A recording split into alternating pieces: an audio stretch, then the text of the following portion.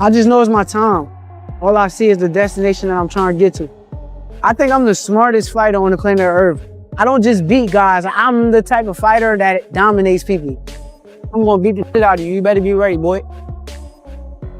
We are in Las Vegas, Nevada. We at the UFC boxing gym. January 31st, I'm fighting Teofimo Lopez. I'm moving up to 140 pounds, super lightweight. The process ain't nothing new. I'm not trying to put on all that muscle and all that extra they keep talking about. Skills pay the bills, and that's what's gonna show up on fight night.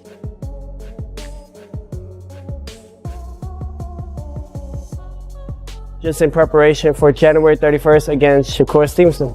He was born for this. He's God-gifted. We're implementing a lot of different things for this camp. You gotta do things in there that people have never seen. Every day is a different type of segment of working out. Earlier today, I had a little bit of strength and conditioning, and then swimming, exercising and expanding those lungs. And then we finish off late night. We come here and do 18 ounces of gloves, an hour or as long as I can of training without no break. Just trying to see how much more I could push. Yeah, you could try. You know, it's like what you say, I'll try my best. You know? No, that seems more aggressive. Yeah, that was like, try. And y'all shoulder to shoulder, right? It seems like y'all should be in the same space and y'all just fine. Well, the way they set it up inside the ring, or inside the ring, they set it up that way. And I'm thinking we're gonna go half and half, like on split. Y'all were right there, man. Yeah. With just 5 days left on the countdown, Shakur Stevenson and Teofimo Lopez have shifted into full fight mode. Every session is intense, every round matters, and both fighters are testing their limits physically and mentally.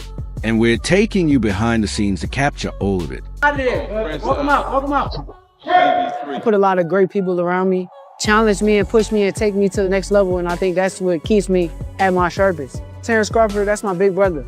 I love him to death.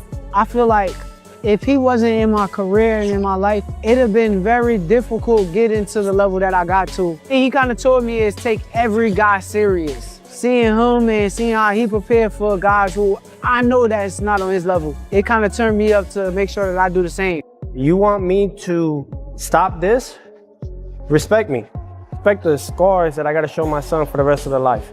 Respect the work that I put in. But till then, you're gonna get the other version of me that just speaks the truth. We still have a lot of work to do. I told him, you know, God gave you this gift so the kids could freaking look up to you, man. If we could save one soul, that's a lot, man. So that's why we gotta keep beating these guys. Beating Shakur, this is part of it to get to that next level. I pretty much have had almost everything thrown at me, and I look forward to see what will be thrown at me come January 3rd. Inside training camp, Shakur is locked in and pushing himself hard.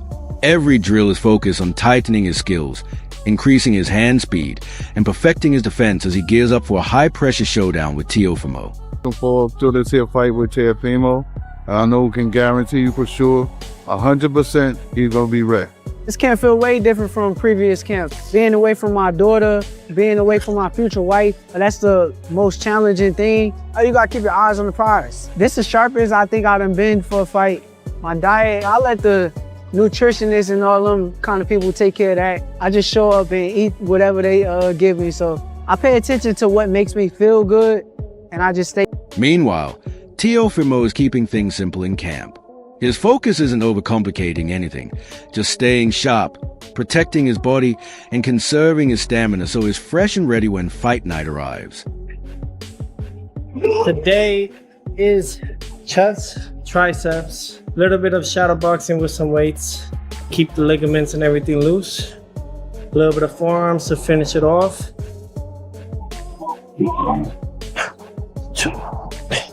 Nothing too intense like others. We don't need that. Later today, we're gonna go boxing, but prior to that, we're gonna go recover. Go see Dr. Dennis in Miami Lakes. Head over there, go get readjusted. Just keeping that grind, steady grind. We being Shakur. Yeah, that's Teofimo right there. That's takeover bobblehead. Shakur Stevenson's camp has been all business, with every session built around precision and preparation. He's refining his skills, sharpening his hand speed, building stamina, and locking in the game plan he believed will carry him to complete control on fight night. I fought a kid named Ruben Villa, and he beat me. He beat me again in the next tournament. So now that's 2 times. So now they kept saying like, okay, Ruben Villa is the next Oscar De La Hoya. He's gonna win us an Olympic gold medal. And then by the time it came to the Olympic trials, now it's the rematch, and everybody there think I'm gonna lose to this guy. And then I just wipe him out. I had to fight him again because it's double elimination in the Olympic trials. I flushed him even worse the second time, so a lot of people didn't think I could do it.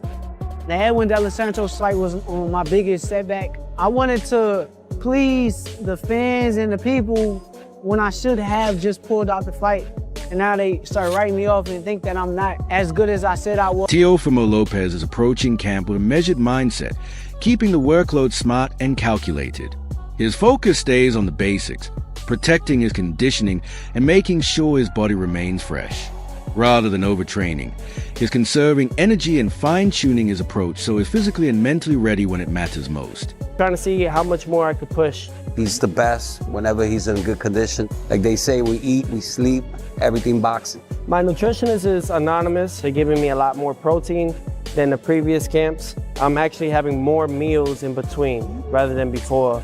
I've been with him ever since he started boxing, which was at 6. I really knew that he was really good when he started beating professional fighters at 13, 14 years old. Between me and Shakur, when we were on the top rank, because we were the next rising stars, we sparred. We did only 3 rounds back in Miami in 2016. I was getting the best out of him. You should have seen afterwards. Why do you think he said stop? He said stop recording. Come on, dog. Teofimo Lopez enters this fight with a clear mission. His mindset is locked in, his preparation disciplined, and his confidence steady. Every session is about sharpening his focus and strengthening his mentality, making sure he steps into the ring ready to deliver the strongest performance of his career. To boxing specifically, there's bobbing and weaving, and there's a lot of high repetition that starts to wear and tear at the spinal disc level. So what we're gonna do is we're gonna decompress the spine and make sure that we get hydration back into the disc.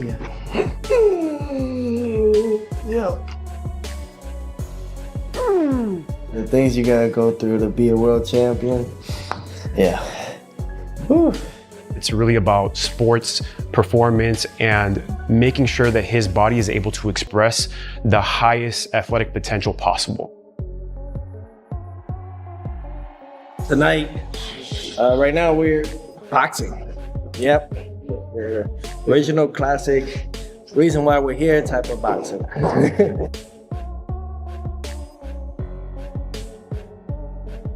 Teofimo's father speaks with complete confidence about his son's future, insisting that a world title is inevitable. He highlights Teofimo's natural ability, the hard work he puts in every day, and the non-stop drive he shows in camp.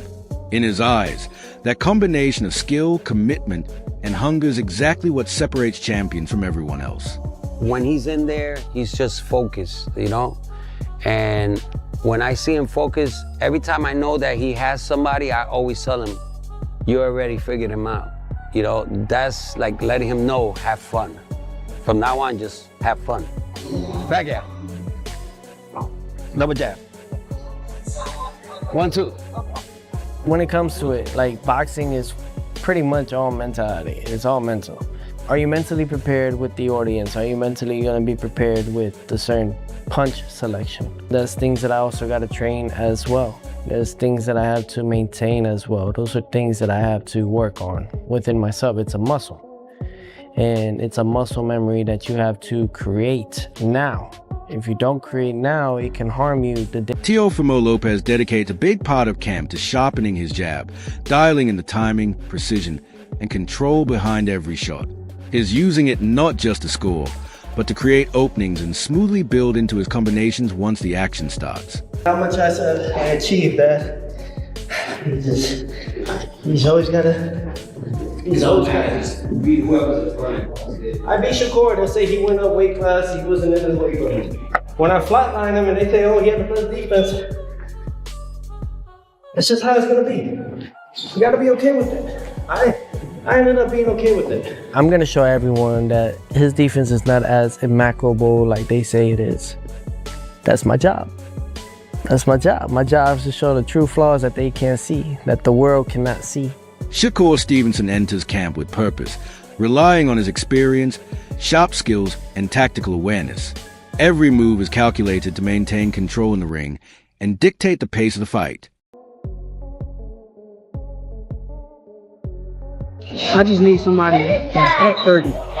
If it makes sense. Makes sense. Yeah. And we need the right joker down here for it to be just as big. Yeah.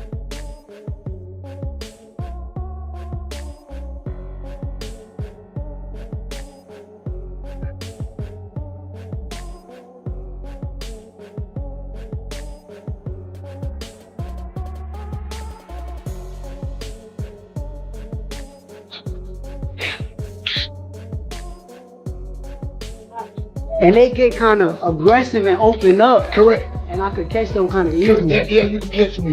What you want to do? Shakur Stevenson makes it clear that there's no personal conflict with Teofimo Lopez. For him, this matchup is all about the sport, the challenge, and leaving a mark on his legacy. Assumed it.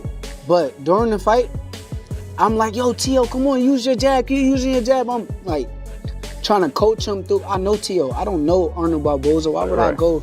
If I'm front row, why am I cheering on Arnold Barboza? Right. I don't do that. So, and I also remember when I was fighting Josh Padley, I could hear Teo like, yo, just go to the body, set up with the body shot, so I could hear Teo's voice. So it's like, why would I cheer against you, bro? You wanted to make that clear. Yeah, like he kind of just assumed because I was with Bud that I was going against. Shakur Stevenson speaks with purpose about his upcoming showdown with Teofimo Lopez, framing it as a fight the sport has been waiting for. He knows critics often question his choice of opponents and sometimes call his style unexciting. By taking on one of boxing's biggest names, he removes any doubt and proves he's serious about competing at the highest level. Even though he could have stayed comfortable at 135 pounds, Stevenson opted to move up to 140 to seek a true test and showcase his full skill set. He sees this matchup as a challenge that pushes him personally while keeping fans invested and drawing attention back to the sport. The intensity of the competition drives him to train harder, fine-tune his techniques, and make sure he is at his absolute best on fight night. Outside criticism no longer sways him, because for Stevenson, the ultimate measure of greatness happens inside the ropes. Every drill, every sparring round, every camp session is executed with focus and precision. For Shakur, this fight is about legacy, pride, and meeting the expectations of both the fans and the sport itself. I'm tired of going in the ring and guys being like, oh, you're not fighting nobody, oh, you're not this. I didn't have to do this fight. I could have stayed at 135 and I could have campaigned at 135, but for me, I feel like I wanted to fight at 140 against Teo because he's one of the biggest names in the sport. How, for the good of the sport, how important is this fight between you and Teo? It's very important. It's important because it makes boxing great again. It keeps the fans that want to see the fight in tune. And also, you got to realize, once again, I didn't have to take this fight. I was campaigning at 135. That's the weight that I'm at. That's the weight that I 9 times out of 10 going to go back to after this fight. But I did this because I know Teo's one of the biggest names. I know that he's one of the most accomplished fighters in or around my weight class. And the challenge wakes me up. It makes me want to go harder. Showing up day in and day out to make sure that I come in at 100% on fight night. So for me, this fight means everything for the sport. This fight means everything for me, my career, my legacy, and I can't wait to put it all on the line. How does it upset you at all, Shakur, when people get on social media and it seems like when you fight, they be like, he's a boring fighter, defensive fighter, too boring. And is that part of it where you say, okay, you know what? Now I'm going to fight Teo. Call me boring now. No, it don't bother me no more because they pick and choose, you know. I still hear it to this day, oh, he's boring, he's a defensive fighter, but it's like my last fight, I went in there and I entertained the crowd. I went out there, entertained the people. I took a couple punches more than usual than I usually would take. So if I did that my last fight and y'all still can say it, y'all still want to let it haunt me, they still bring. Gareth A. Davies underscores the significance of Shakur Stevenson moving up to the 140-pound division, a weight class stacked with top-tier talent. He notes that while strong contenders like Dalton Smith populate the division, Teofimo Lopez is widely regarded as a clear number one after his standout wins over Josh Taylor and Vasily Lomachenko. Davies points out that Lopez brings both style and experience capable of challenging Stevenson's climb through the rankings, potentially slowing his march toward pound-for-pound recognition. Even so, Davies highlights Stevenson's growing star power, disciplined approach, and ring intelligence, emphasizing that his confidence and presentation continue to impress fans and analysts alike. After watching both fighters throughout the build-up, Davies concludes that the matchup promises high-level, competitive action. He predicts that Stevenson's technical mastery and adaptability inside the ring give him a slight advantage, making a tactical, tightly contested points victory the most probable outcome in this high-stakes battle. Mixed offense with the defense. He sat down and instead of moving all the time and punching on the move or on the draw back off traps, you know, you come in 5 inches, he goes back 7, and he counters the crap out of you. He stood his ground and he punched, and he still got the better of it with the sweet science, being defensively responsible, but without having to be less entertaining. He was more entertaining. He satisfied people.